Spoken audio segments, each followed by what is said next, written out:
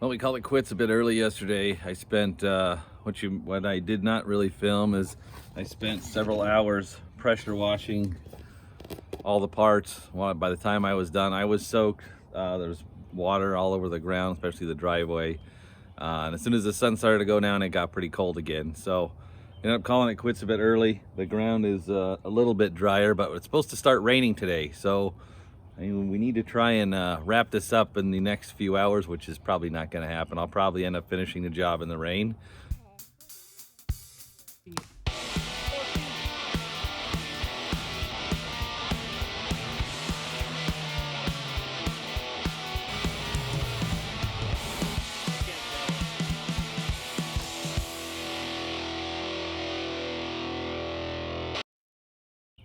So according to the internets that are never wrong, torque spec on the flywheel bolts is 49 foot-pounds, and then you got to turn it 90 degrees, which I will probably be using that.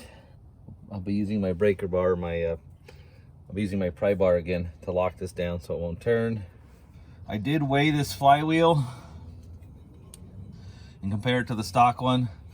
This one is around 2 pounds lighter. I actually got the exact measurements. I'll put it down in the description what the exact weight was, but this is a little bit lighter.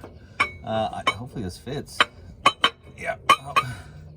I also weighed the pressure plate and the clutch plate, and they actually weigh exactly the same, I mean to the ounce. So this should work for a lightweight flywheel. I am going to put some Loctite on here because I do not want these to come loose, and I do not want to do this job again. Not for a while anyway. That was a little too much. I should clean these bolts off before I do this. Ooh, it smells pretty oily down here. So this thing was really pretty dirty. This was all packed with mud from the Rainier Rally, which was several months ago now. It was still in there.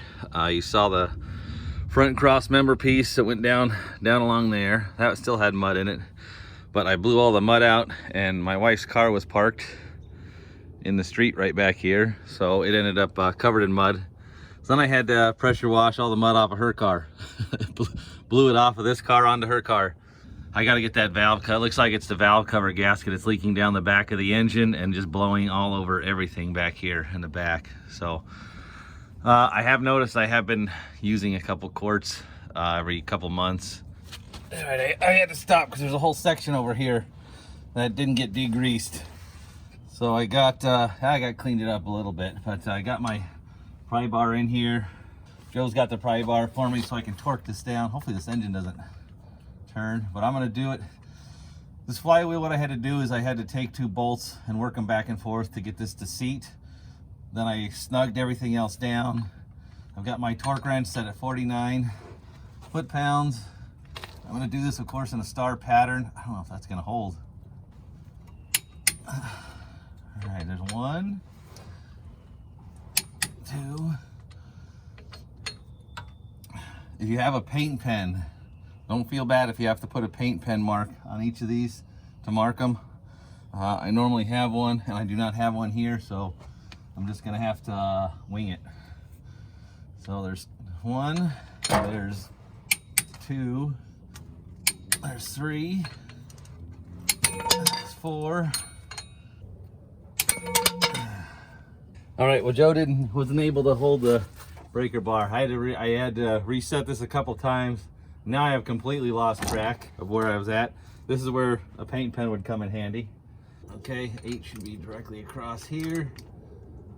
And then just to make sure, I'll usually start at the top, make a loop around again.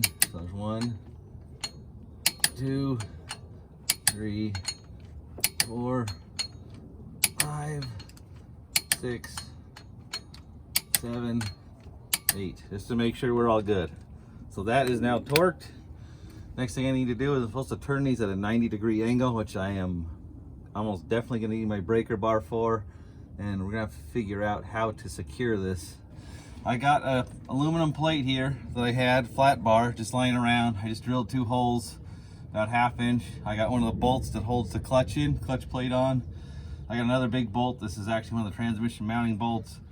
And that way, when I tighten this or turn the bolt clockwise, this whole thing's going to want to turn this way. That's going to put this in a pulling rather than a compression. It'll be a lot stronger in pulling.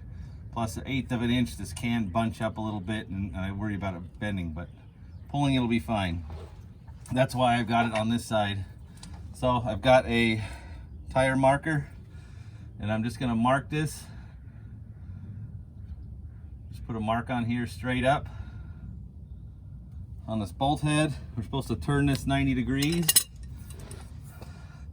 Huge breaker bar. This is, I can't believe these bolts aren't breaking. This is pretty tough to do, but as you can see, I could just turn it a little bit each time.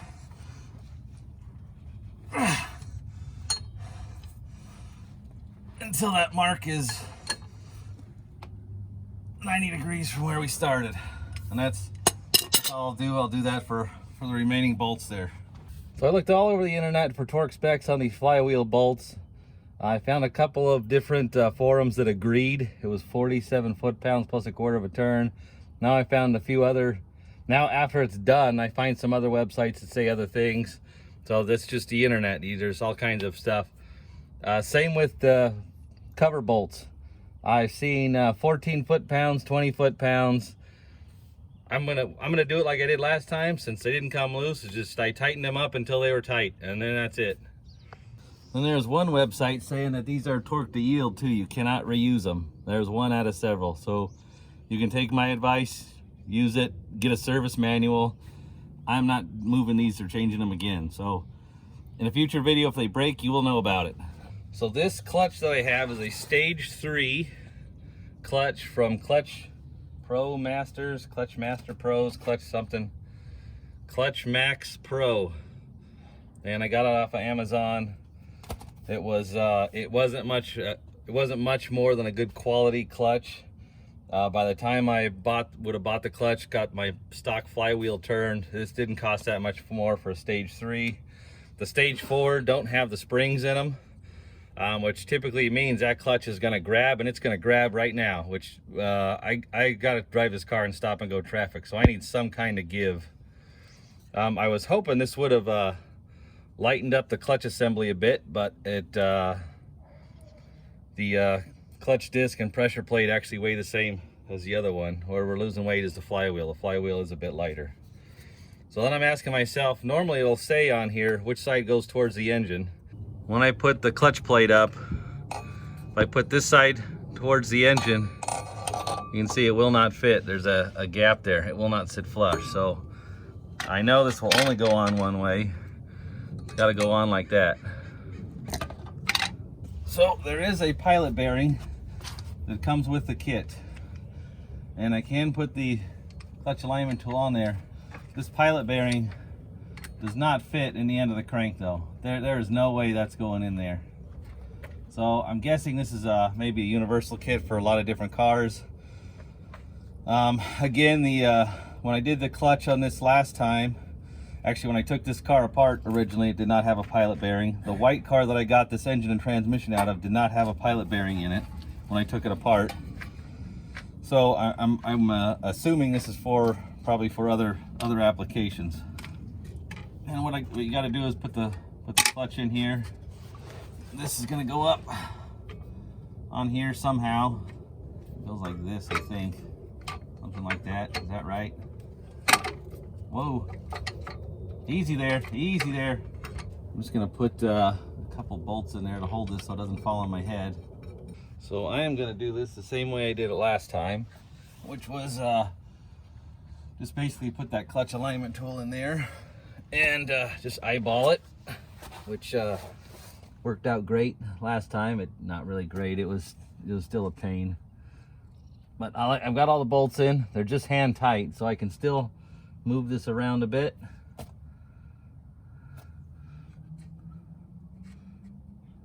But it will, I can kind of move it, but it will stay. Okay, I think that is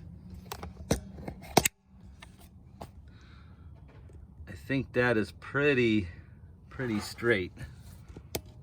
I don't know, what do you think? Maybe it needs to come down a little bit. It's hard to tell. I think that is pretty straight right there.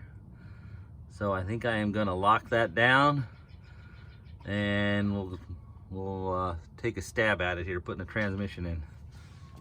So I got all these, all the bolts are tight. We'll take a look at this again. This looks like, I think that's pretty centered. Just, again, just eyeballing it. Look down there, looks pretty good. So hopefully that transmission slips right in. I'm gonna put some anti-seize on this input shaft of the transmission. That should hopefully help it slide in and out a bit easier. And the next time I have to do the clutch, hopefully it'll come out a bit easier. Then I'm gonna take some grease, put just a little bit of grease on here to help the throwout bearing move. All right, now comes the fun part.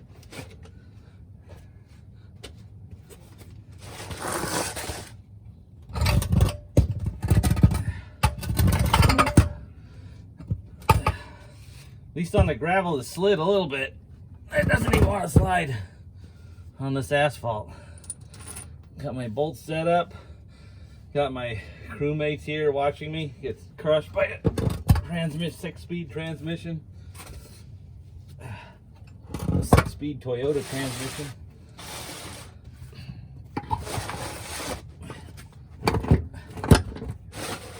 But that's what friends are for.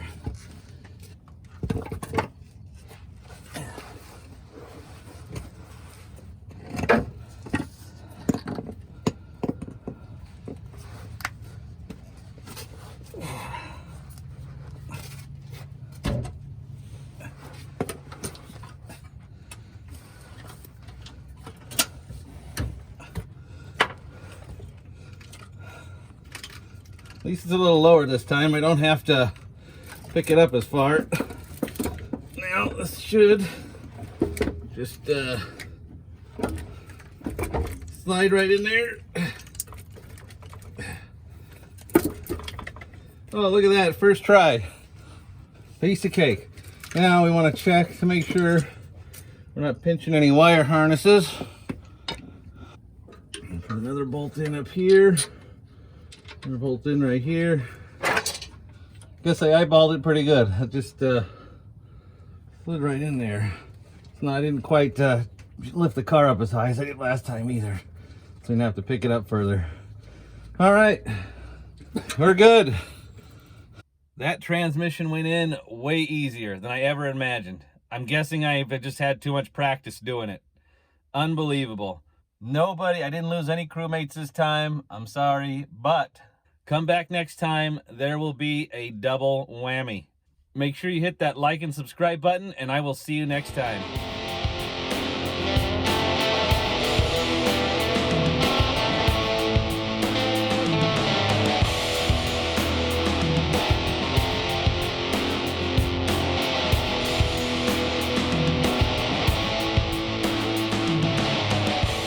Anything to say?